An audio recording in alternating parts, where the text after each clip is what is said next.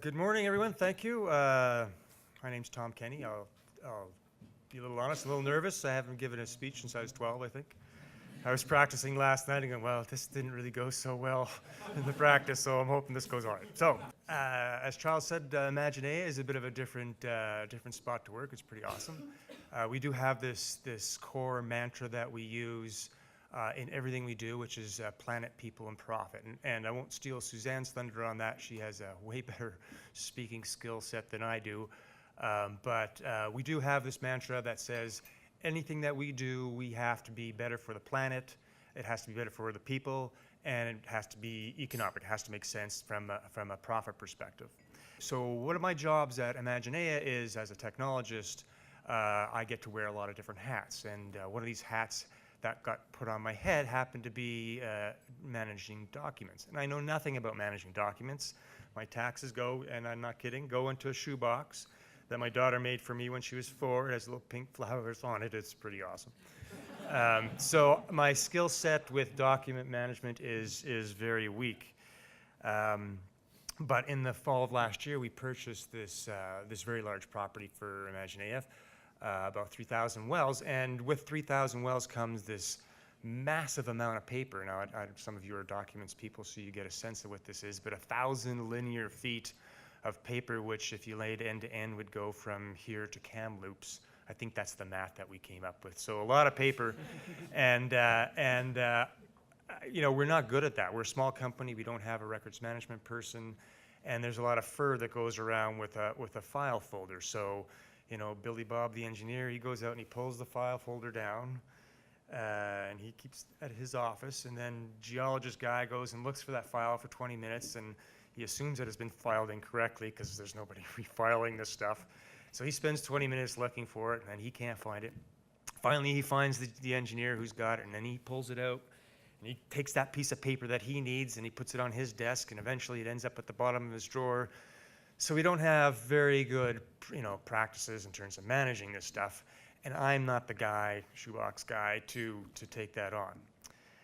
The other issue that we had is that it's a big volume of data. Like, we don't have space for that. Like, at $40 a square foot on our building, like, really not excited about spending that money every month.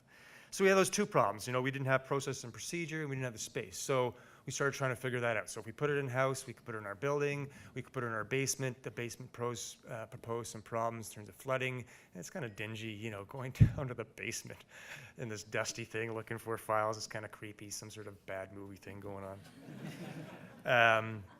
So you know, I started asking people who know this stuff, Tab and a few other companies that could manage these records for us. And so the three options were in-house, and a version of this out-of-house where, you know, a company like Tab would take our files and keep them off-site, a lot less expensive in terms of real estate outside the core, and they would manage all the process and procedure. That had big appeal to me.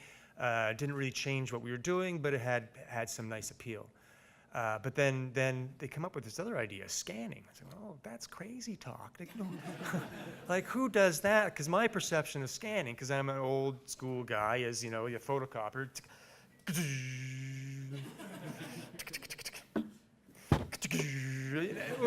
It was going to be a really long event for, you know, 3,000 wells worth of paper.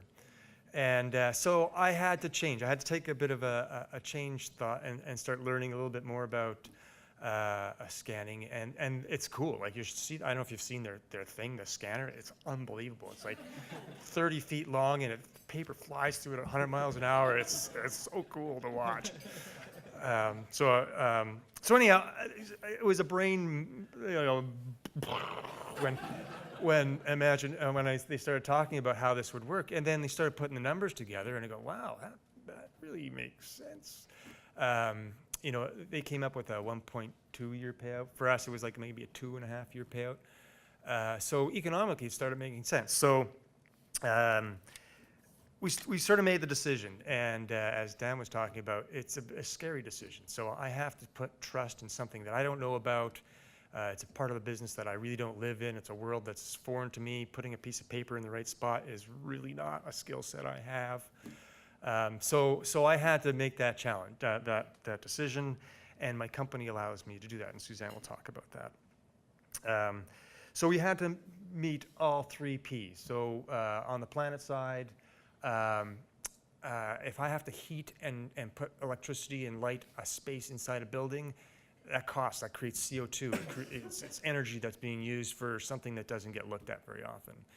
If we housed it off-site, I have a big truck driving a little file back and forth.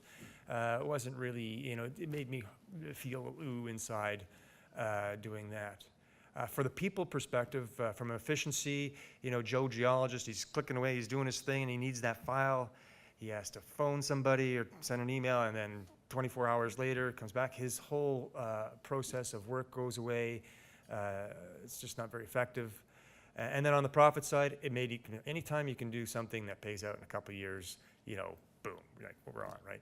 So it hit all three marks, and so we were really happy how that came out. Now Ian's going to talk for a second. Yeah, absolutely. Great, thanks, Tom. I want to talk a little bit about the solution that we actually developed for Imaginea Energy. Now, before we develop a solution, we always want to make sure that we understand the needs of our clients. In the case of Imaginea Energy, there were a few things that really stood out to us. They needed immediate assistance with the acquisition of their files from Pengrowth Energy. They also had no viable space to store those files at their current location. They had no standard policies or procedures or dedicated records management staff for managing those records, which put those records at a bit of a risk. Tom shared with us that they had a desire to move to an electronic environment, and we all know that Imaginea Energy has plans for growth. Most importantly, Imaginea Energy needed a solution that was going to support their core values of planet, people, and profit. Now, the solution at the onset is quite easy. We're going to digitize and manage the entire life cycle of those records, both physical and electronic, at the Calgary Tab Records Center. Now, the first step of the solution is to actually digitize those records. Now, this is a picture of the 30-foot machine that Tom just mentioned. It actually is much bigger than this. And this machine can allow us to image 1 million images per week.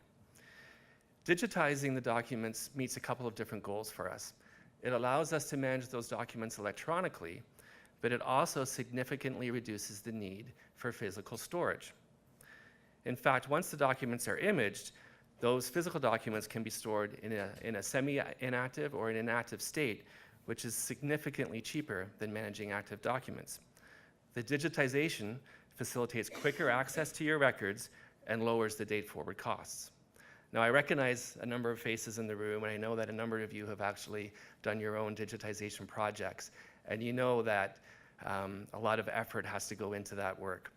The second step of our solution is what we call the transition and onboarding services. Not only did we onboard the files directly from Pengrowth, we had to work very closely with Imaginea Energy to make sure we understood how they plan to manage those documents day forward so that we could develop those digitization rules and actually develop a sample book for how those records would be managed moving forward. We also wanted to make sure that Imaginea Energy had full access to their documents throughout this process. So we provided scan-on-demand services while the project was happening to make sure that Imaginea could always access their documents when they needed them.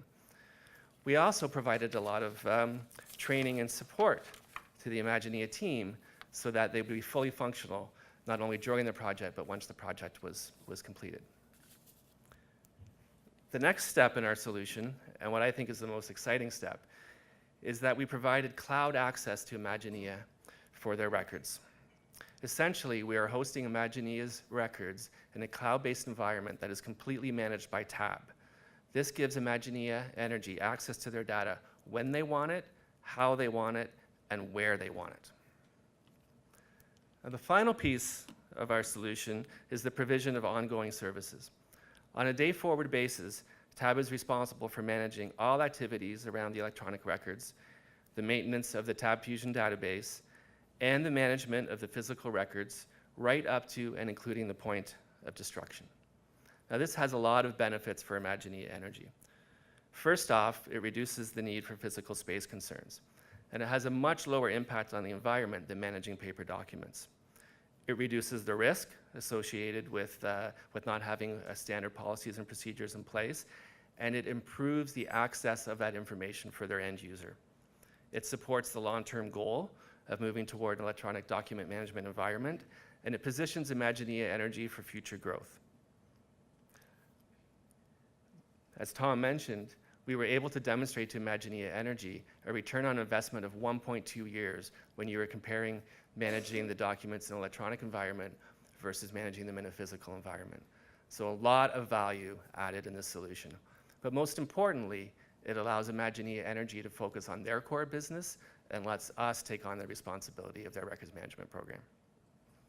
And I'll let Tom finish off here.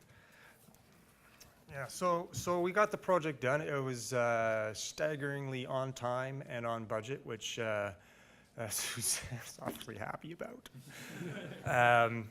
You know, it was one of those things, as Dan was talking about risk and change and doing things that are outside your comfort zone. Taking this project, you know, I'm an old guy and I'm used to papers and stuff. Like, it's easy for me to not change. But to do this project and have everything scanned and in a different thought process was scary. It was kind of like taking the keys of, you know, your nice car and giving it to your 17-year-old, because this is what I did. I just gave him, like, I do this thing for me, right? And I here are the keys. Don't crash. And I don't know how they drive. So it was a pretty high risk event for me, because otherwise I might be selling pencils on 8th Avenue Mall right now. But it was completely successful. These guys were total pro. Ian Lees and his team that scanned all this stuff kept me up to date every week. We had conversations about making things right, and it was really well done. So I really appreciate what Tab has done for us. Thanks.